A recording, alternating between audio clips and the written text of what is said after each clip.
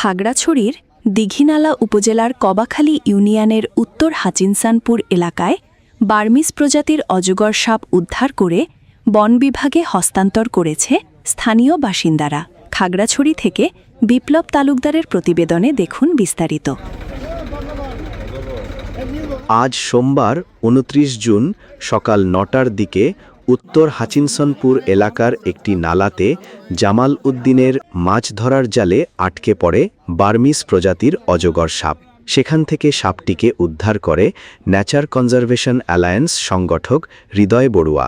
পরে স্থানীয়দের সহযোগিতায় মেরুং রেঞ্জের বন বিভাগের কাছে হস্তান্তর করে সাপটিকে। এই রোডের সামনে একটা কালপাট আছে, কালপাটের ঝিরি আছে, ছড়ার মধ্যে জাল পাতা হয়েছিল, চায়না জাল।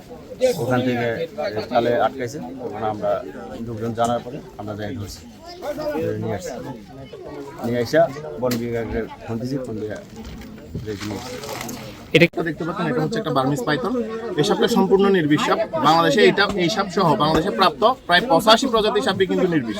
ঠিক আছে, এই জিনিসটা আমাদের খেয়াল রেখে আমাদের সাপের সাথে ডিল করতে হবে। সাপ দেখলে যে মারতে হবে সেরকম কোনো কথা নাই।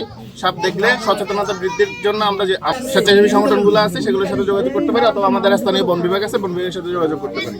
এই সাপটা চট্টগ্রাম বিভাগে কিন্তু পাওয়া যায়। হ্যাঁ, এই সাপ এই বার্মিজ পাইথন কিন্তু পাওয়ার রেকর্ড আছে, তবে খাগড়াছড়িতে এই প্রথম।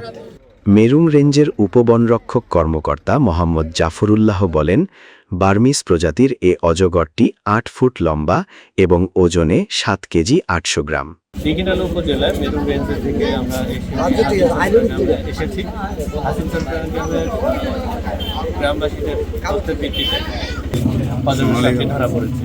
এই অজগর সাপটি ৮ ফুট লম্বা এবং প্রায় 7 কেজি 800 গ্রাম মতো ওজন। এটা আমরা সাধারণত দেশি প্রজাতি, এটার কোনো বিষ নেই। আমরা সচরাচর বন জঙ্গলে ম্যাক্সিমাম সময় যেখানে একটু গভীর বন আছে সেখানে পাওয়া যায় এদের বসবাস। সাপটি বন বিভাগের হেফাজতে নিয়ে সংরক্ষিত বনাঞ্চলে ছেড়ে দেওয়া হবে।